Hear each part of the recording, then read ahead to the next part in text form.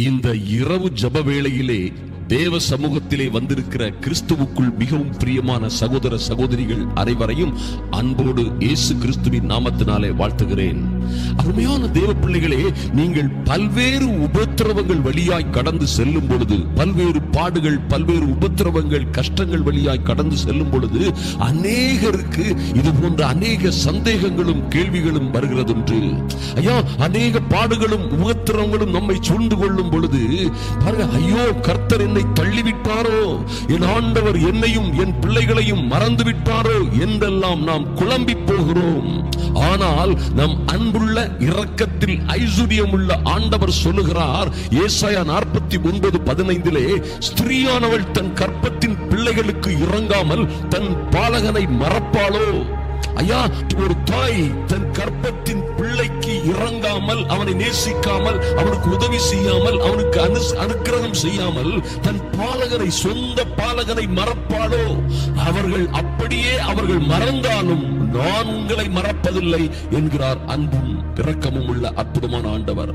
பாருங்கள், உங்களை தொடுகிறவன் என் கண்ணின் மணியை தொடுகிறான். உங்களை தொடுகிற, ஐயா, உங்களை கஷ்டப்படுத்துகிற, உங்களை நிர்மூலமாக்க துடிக்கிற, அல்லது உங்களை அடிக்கிற, உங்களை பாதிக்கப்பட வைக்கிற ஒரு மனிதன் என்ன செய்யறானா? கர்த்தருடைய கண்மணியை தொடுகிறான். என் கண்மணியை தொடுகிறான். உங்களை கண்மணியை போல வச்சிருக்கிறார் பாருங்க. ஆனா நாம சில உபத்திரவங்கள் வழியாய், கஷ்டங்கள் வழியாய் கடந்து செல்லும் பொழுது நமக்கு இது போன்ற குழப்பங்கள் வருகிறது. இயற்கை. அருமையான தேவ பிள்ளைகளே, இதோ கர்த்தர் சொல்ற, இதோ என் உள்ளம் கைகளிலே உன்னை வரைந்திருக்கிறேன். ஐயா, உன் மதில்கள் எல்லாம் எப்பொழுதும் என் கண் முன்னே இருக்கிறது. பாருங்க அருமையான தேவ பிள்ளைகளே, நாம் ஒருவேளை ஆண்டவர் என்னை மறந்தாரோ, ஆண்டவர் என்னை பார்த்து கொண்டுதான் இருக்கிறாரா? ஐயா, நான் இத்தனை பாடுபடுகிறேனே, இத்தனை ஒடுக்கப்படுகிறேனே, என் சோதனைகள், என் கஷ்டங்கள் இத்தனை கொடுமையாய் இருக்கிறதே என்று நீங்கள் ஒருவேளை கலங்கிக் கொண்டிருக்கலாம். அருமையான தேவ பிள்ளைகளே, ஆனால் கர்த்தருடைய வார்த்தை சொல்லுகிறது, அவர் சொல்றார் பாருங்க, உன் மதில்கள், உன் பிள்ளைகள், உன் பிள்ளைகளுடைய காரியங்கள், உன்னுடைய கடன் தொல்லை பாரங்கள் எல்லாம் என் கண் முன்னே இருக்கிறது. உன்னை இதோ பார், என் உள்ளங்கையை பார், இது நீ கவனி, நான் என்ன செய்றேன், என்ன செய்ய முடியும், எப்படி உன்னை நடத்துகிறேன், எப்படி உன்னை ஆசீர்வதிக்கிறேன் என்று பார். இதோ என் உள்ளம் கைகளிலே உன்னை வரைந்து வைத்திருக்கிறேன் நீ சொல்றாரு. அருமையான தேவ பிள்ளைகளே, எத்தனை பிரச்சனை வந்தாலும் சரி, எத்தனை ஆபத்துகள், குழப்பங்கள், எத்தனை கொடுமையான சூழ்நிலைகளில் நீங்கள் இருந்தாலும் ஒரு காரியத்தை நன்றாக நினைவில் வைத்துக் கொள்ளுங்கள், உங்களை ஒடுக்கும்படி அவர் ஒருவனுக்கும் இடம் கொடுக்க மாட்டார். சங்கீதம் 105, 12, 13, 15 வரை நீங்கள் வாசித்து பார்த்தீங்கன்னா பாருங்க, இந்த ஜனங்கள் அப்படியாய் அவதிப்பட்டிருக்கிறார்கள், அப்படியாய் கஷ்டப்பட்டிருக்கிறார்கள். வேதத்திலே சொல்லப்பட்டிருக்கிறது, அக்காலத்தில், அந்த காலத்தில் அவர்கள் தேவ ஜனங்கள் கொஞ்ச தொகைக்குட்பட்ட சொற்ப ஜனங்களும் பரதேசிகளுமாயிருந்தார்கள். பாருங்க எப்படி இருந்திருக்காங்க பாருங்க, கொஞ்ச தொகைக்குட்பட்ட சிறிய கூட்டமாய், ஐயா, அற்பமான சொற்ப ஜனங்களும் பரதேசிகளுமாக இருந்திருக்கிறார்கள். பாருங்க, அவர்கள் ஒரு ஜனத்தை விட்டு மறு ஜனத்தண்டைக்கும், ஒரு ராஜ்யத்தை விட்டு மறு தேசத்தார் அண்டைக்கும் போனார்கள். பரதேசிகளை போல அலைந்திருக்கிறார்கள். எத்தனை அலைந்து, எவ்வளவு கஷ்டமான சூழ்நிலைகளிலே அலைந்து திரிந்திருக்கிறார்கள் பாருங்கள். ஆனால் கர்த்தருடைய வார்த்தை சொல்லுகிறது, அவர்களை ஒடுக்கும்படி ஒருவருக்கும் அவர் இடம் கொடுக்காமல் அவர்கள் நிமித்தம் ராஜாக்களை கடிந்து கொண்டிருக்கிறார்.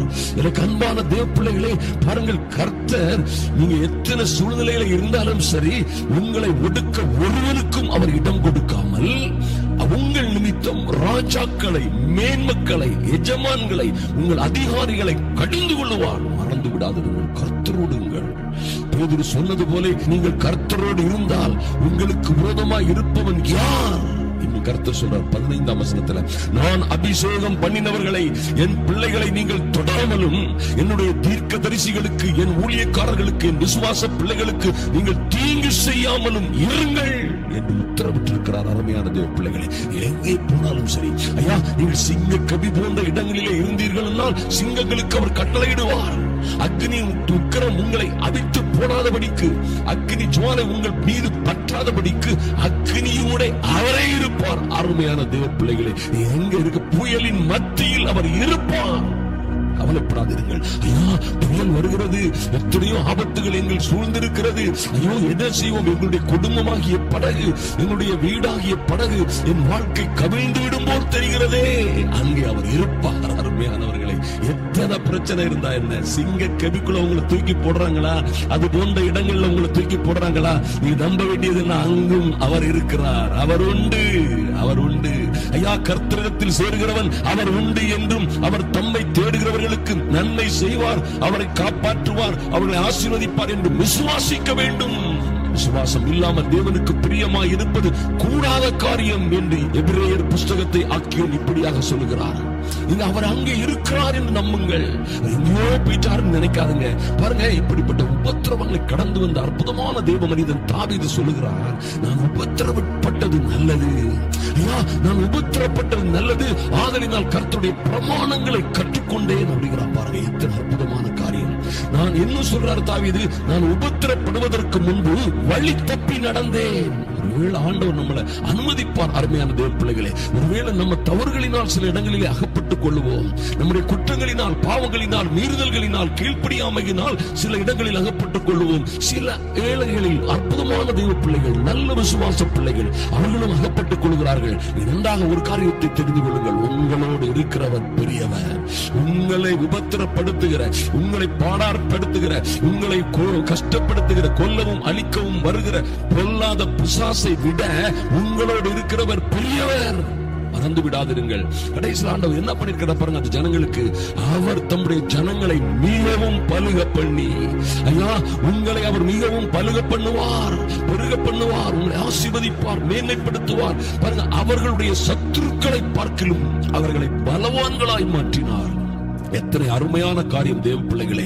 பாருங்கள், அவர்களை எதிர்த்த, அவர்களை பாடாய்ப்படுத்திய, அவர்களை உபத்திரப்படுத்திய, அவர்களை தத்தளிக்க சஞ்சலப்படுத்திய அந்த ஜனங்களை பார்க்கிலும் இவர்களை, இந்த அற்பமும் சொற்பமுமாய் இருந்த ஜனங்களை பலவான்களாய் மாற்றினார். எல்லாவற்றிலும் அருமையான தேவ பிள்ளைகளே, இன்று நாம் ஜெபிப்போம். இந்த காரியத்தை கர்த்தர் உங்கள் வாழ்க்கையில் நிறைவேற்றும்படியாய் இந்த நல்ல நாளிலே கர்த்தர் உங்கள் பிள்ளைகளுடைய காரியங்கள், உங்கள் குடும்ப காரியங்கள் எல்லாவற்றிலும் நீதி செய்யும்படியாய் அவர் இறங்கி வரும்படியாய் கேட்டுக்கொள்வோம். முழங்கால் படியிடுங்கள். அருமையான தேவ பிள்ளைகளை, நீங்கள் எந்த சூழ்நிலையில் இருந்தாலும் சரி, ஜெப நிலைக்கு வாருங்கள். எங்கள் அன்பின் பரலோக பிதாவே, உம்மை நோக்கி பார்க்கிறோம் சுவாமி. அன்பின் ஆண்டவராம் இயேசு கிறிஸ்துவின் நல்ல நாமத்தினாலே உங்க சமூகத்திலே வருகிறோம் ராஜா. ஐயா, இப்பொழுதும் ஐயா, பரதேசிகளும் அரதேசிகளுமாய் வாழ்ந்து கொண்டிருக்கிற சொற்ப ஜனங்களாய், ஐயா, உதவியற்றவர்களாய், கொஞ்ச தொகைக்கோட்பட்ட ஜனங்களாய் வாழ்ந்து கொண்டிருக்கிற என் அன்பு சகோதர சகோதரிகளுக்காக இந்த ஜெப வேளையிலே ஐயா, நம்மோடு இணைந்திருக்கிற, ஐயா, இந்த ஜெபத்திலே நம்மோடு இணைந்திருக்கிற ஒவ்வொரு சகோதர சகோதரிகளுக்காகவும் உம்முடைய சமூகத்திலே வருகிறேன் சுவாமி. ஆமென் ஆண்டவரே. ஐயா, இவர்கள் மீது நீர் கண்ணோக்கமாய் இருப்பதற்காக நன்றி செலுத்துகிறோம். ஐயா, இவர்களும் இவருடைய பிள்ளைகளும் பிரச்சனைகளும், இவர்கள் கையின் பிரயாசங்கள், தொழில்கள், இவர்கள் ஊழியங்கள் எல்லாம் ஐயா உம்முடைய கண்களுக்கு முன்பாக இருக்கிறது. எங்கள் மதில்கள் எல்லாம் உம்முடைய கண்களுக்கு முன்பாக இருப்பதற்காக நன்றி செலுத்துகிறோம் சுவாமி. ஐயா, நாங்கள் பார்க்கிறோம், நாங்கள் விசுவாசிக்கிறோம். எங்களை உம்முடைய உள்ளம் கையிலே நீர் வரைந்து வைத்திருக்கிறீர். அழுது கொண்டிருக்கிற, ஐயா, கண்ணீரோடு நிற்கிற, கலங்கி நிற்கிற ஒவ்வொரு சகோதரிகளையும் நீரல்லவோ உள்ளம் கையிலே வரைந்து வைத்திருக்கிறீர் சுவாமி. உள்ளம் கையிலே வரைந்து வைத்து பாதுகாக்கிறீரே, நன்றி செலுத்துகிறோம் சுவாமி. இவர்களை தொடுகிறவர்கள் உம்முடைய கண்ணின் மணியை தொடுகிறார்கள் என்பதை நாங்கள் அநேக முறை மறைந்து விடுகிறோம். அப்பா, ஸ்தோத்திரம் டாடி. எங்கள் பாடுகள், கஷ்டங்கள், கவலைகள், கண்ணீர்கள் எல்லாவற்றையும் இன்று இந்த ஜெப வேளையிலே உம்முடைய சமூகத்திலே வைக்கிறோம் சுவாமி. உம்முடைய பலிபீடத்திலே வைக்கிறோம் சுவாமி. அவைகள் எல்லாம் சுட்டரிக்கப்படட்டும். இந்த பிள்ளைகளுக்கு விரோதமாக செய்யப்பட்ட சதிகள், ஐயா, சதி திட்டங்கள், எல்லா செய்வினைகள், எல்லா மந்திரங்கள் எல்லாம் இன்று உம்முடைய பலிபீடத்திலே உம்முடைய பரிசுத்த இரத்தத்தினாலே பொசுங்கி போகட்டும், எரிந்து சாம்பலாகட்டும். ஐயா, இன்று நாங்கள் நம்புகிறோம் சுவாமி. எல்லாரும் வாயத்திறன் சொல்லுங்க, நம்புகிறோம் சுவாமி. ஐயா, ஒரு ஸ்திரீயானவள் அவருடைய கர்ப்பத்தின் பிள்ளைக்கு இறங்காமல் தன்னுடைய சொந்த மகனை மறந்தாலும் எங்கள் தேவனே, நீர் எங்களை மறப்பதில்லை, நீர் மறக்கவில்லை, மறக்கவும் மாட்டீர் என்பதை நாங்கள் விசுவாசிக்கிறோம். சொல்லுங்க, உறுதியா சொல்லுங்க, உறுதியா சொல்லுங்க. கர்த்தரிடத்தில் சேர்கிறவன் அவர் உண்டு என்றும், அவர் தம்மிடத்தில் அன்பு கூறுகிறவர்களுக்கு நன்மை செய்வார் என்றும் விசுவாசிக்க வேண்டும் என்று சொன்னது போல நீங்க சொல்லுங்க, நாங்கள் விசுவாசிக்கிறோம் ஆண்டவரே. ஐயா, நாங்கள் கைவிடப்பட்டவர்கள் அல்ல, நாங்கள் அநாதைகள் அல்ல, ஈவன் நாங்கள் பரதேசிகளும் அல்ல. ராஜாதி ராஜா, நீர் எங்களோடு இருக்கிறவராகவே இருக்கிறீர் அப்பா. உம்மை நோக்கி பார்க்கிறோம். அப்படியே சொல்லுங்க. ஐயா, நன்றி செலுத்துகிறோம் சுவாமி. ஐயா, இந்த அருமையான ஜெப வேளையில கலந்து கொண்டிருக்கிற ஒவ்வொரு பிள்ளைகளையும் நீர் ஒருவருக்கும் இவர்களை ஒடுக்கும்படி இடம் கொடுக்காமல் இருக்கிறதற்காக நன்றி செலுத்துகிறோம். இவர்கள் நிமித்தமாக ஒரு ராஜாக்களை, ஓனர்களை, அதிபதிகளை, அதிகாரிகளை நீர் கடிந்து கொள்ள வல்லமை உள்ளவர். கர்த்தர் அப்படியே செய்யும்படியாய் இந்த பிள்ளைகளை ஒடுக்குவதற்கு ஒருவருக்கும் இடம் கொடுக்க கூடாது சுவாமி. ஐயா, குடும்ப பிரச்சனைகள், கடன் பிரச்சனைகள், பல்வேறு தொந்தரவுகள் எதுவும் இவர்களை ஒடுக்காதபடி இயேசுவின் நாமத்தினாலே ஒரு பாதுகாப்பு உண்டாகட்டும், பாதுகாப்பு உண்டாகட்டும். இவர்கள் நிமித்தம் பெரியவர்களை, ஐயா, ஆளுகிறவர்களை கடிந்து கொள்ளுவீராக. இவர்களுக்கு தீங்கு செய்ய, ஐயா, தீங்கு செய்ய, இவர்களை தொட, இவர்களை அழிக்க யாருக்கும் அனுமதி கொடுக்காதபடி இந்த பிள்ளைகளை பாதுகாக்கும்படியாய் ஜெபிக்கிறோம். எலியா தீர்க்கதரிசிக்காக ஒரு காகத்தை அனுப்பி போஷித்த என் சர்வ வல்லமை உள்ள தேவன், ஐயா, சிறைச்சாலையில் இருந்த ஒரு யோசேப்புக்காக பார்வோன் மன்னிடம் பரிந்து பேசிய, சொப்பனத்தின் மூலம் பேசிய என் அன்பின் ஆண்டவர், தானியேலுக்காக ஒரு ராஜ மேன்மையை கொண்டு வருவதற்காக ஒரு பாபிலோனிய மாமன்னன் நேபுகாத் நேசரோடு பேசிய எங்கள் பரலோக தேவன் கர்த்தர் பிள்ளைகளுக்காக பேசுவீராக, பேசுவீராக. இன்று இவர்களுக்காக கர்த்தர் பேச வேண்டிய நபர்களோடு பேசி இவர்கள் பிரச்சனைகளை தீர்க்கும்படியாய், அது இன்றே தீர்ந்து போகும்படியாய். ஐயா, பஞ்ச காலத்தில் தவித்துக் கொண்டிருந்த ஒரு சாரிபாத் உதவிக்காக, அவனை காப்பதற்காக, பஞ்ச காலம் முழுவதும் காப்பதற்காக ஒரு எலியா தீர்க்கதரிசியை நீர் அனுப்பினது போல இன்றே இந்த பிள்ளைகளுக்கு ஒரு நல்ல செய்தி வரட்டும், வரட்டும், வரட்டும் ஆண்டவரே. நல்ல செய்திகள் வரட்டும், இவர்கள் பாதுகாக்கப்படட்டும். கர்த்தர் இவர்களுக்காக உங்க நீதியின் வலது கரத்தை அசைக்கும்படியாய் ஜெபிக்கிறோம் ஆண்டவரே. ஐயா, எங்கள் பிதாவே, எங்கள் தகப்பனே, கெட்ட குமாரனை போல் தூரமாய் கிடந்த யாரோ சில சகோதர சகோதரிகளுக்காக ஐயா மன்றாடுகிறோம். இவர்களை ஏற்றுக்கொள்ளுவீராக. உம்மை நோக்கி பார்க்கிற, உம்மை நோக்கி வருகிற இந்த பிள்ளைகளை தகப்பன் வீட்டிலே சேர்த்து கொண்டு தகப்பன் வீட்டின் கிருபையினால் இவர்களை மனமகிழ்ச்சியாக்கும் உங்க சமூகத்திலே இந்த பிள்ளைகளை ஒப்புக் கொடுக்கிறோம். கர்த்தர் பாதுகாத்துக் கொள்வீராக. எல்லா இடைஞ்சல்கள், வேதனைகள், துக்கங்கள், துயரங்கள் மத்தியில் இருந்து என் தேவனாகிய கர்த்தர் இவர்களை விடுவிக்கும்படியாய், பாதுகாக்கும்படியாய், இவர்களுக்காய் பெரிய காரியங்களை செய்யும்படியாய் என் தேவனே உம்முடைய சமூகத்திலே வருகிறோம் சுவாமி.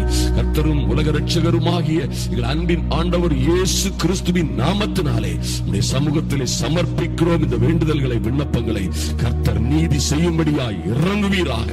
அன்பின் ஆண்டவராம் இயேசு கிறிஸ்துவின் நல்ல நாமத்தினாலே ஜெபிக்கிறோம் என் அன்பின் பரலோக பிதாவே, ஆமென். மிகவும் பிரியமானவர்களே, இந்த அருமையான காலை ஜெபம் மற்றும் நடு இரவு ஜெபங்களை தமிழிலும் மலையாளம் மற்றும் தெலுங்கு, ஹிந்தி மொழிகளில் அநேக மக்கள் பயன்பெற, ரட்சிப்படைய, விடுதலையும் சுகமும் பெற்றுக்கொள்ள நாம் தொடர்ந்து முயற்சி செய்து வருகிறோம். அன்பு சகோதர சகோதரிகளே, உங்களால் முடிந்த மனப்பூர்வமான காணிக்கைகளை திரையில் காணும் வங்கி கணக்குக்கு அல்லது கூகுள் பே நம்பருக்கு அனுப்பி இந்த தேவ தரிசனத்திற்கு உதவுமாறு அன்புடன் கேட்டுக்கொள்கிறோம். உங்கள் பிள்ளைகளின் பிறந்த நாட்கள், திருமண நாட்கள் மற்றும் நினைவு நாட்களில் நீங்கள் ஒரு நிகழ்ச்சியை ஸ்பான்சர் செய்யலாம். ஒரு நிகழ்ச்சிக்கு 2000 ரூபாய்க்கு மேல் செலவு ஆகிறது. இந்த நிகழ்ச்சியை ஸ்பான்சர் செய்வதன் மூலம் அநேகருடைய ஆறுதலுக்கும் ஆசீர்வாதத்திற்கும் காரணமான உங்களை நிச்சயமாய் அபரிதமாய் கர்த்தர் ஆசீர்வதிப்பாராக. நீங்கள் வாழ்ந்து சிறந்திருப்பீர்கள்.